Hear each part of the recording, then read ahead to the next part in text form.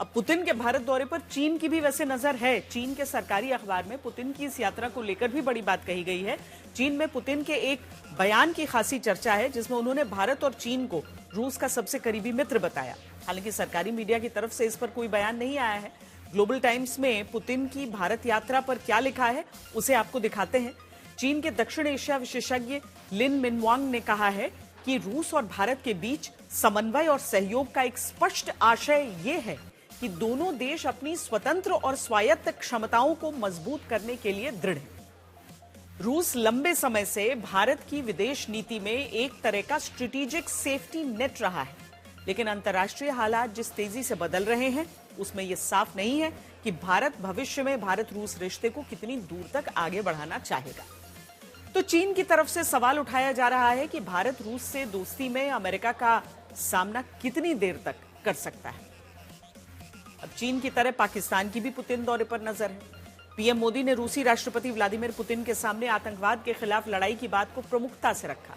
दोनों नेताओं के साझा बयान के बीच पीएम मोदी ने पहलगाम आतंकी हमले का भी जिक्र किया। आतंकवाद के विरुद्ध लड़ाई में भारत और रूस ने लंबे समय से कंधे से कंधा मिलाकर सहयोग किया है।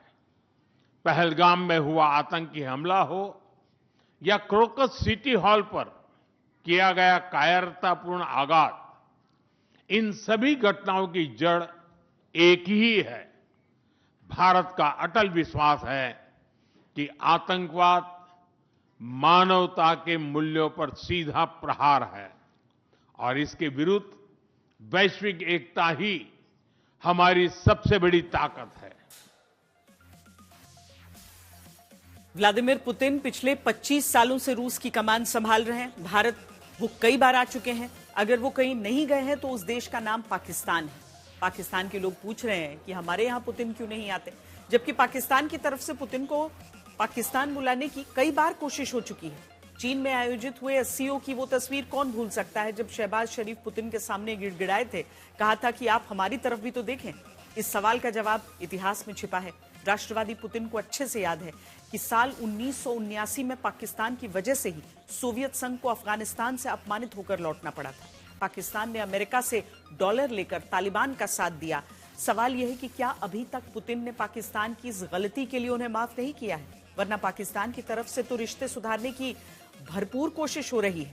एससीओ समिट में कभी शहबाज शरीफ पुतिन से नजरें मिलाने के लिए लालायत दिखे, कभी पुतिन ने उन्हें नजरअंदाज किया, लेकिन शहबाज ने हार नहीं मानी और जैसे तैसे पुतिन से मुलाकात की, गिड़गिड़ाते हुए कहा कि हम जानते हैं कि आपका भारत से बहुत अच्छा संबंध है, लेकिन हमारी तरफ भी देख लीजिए।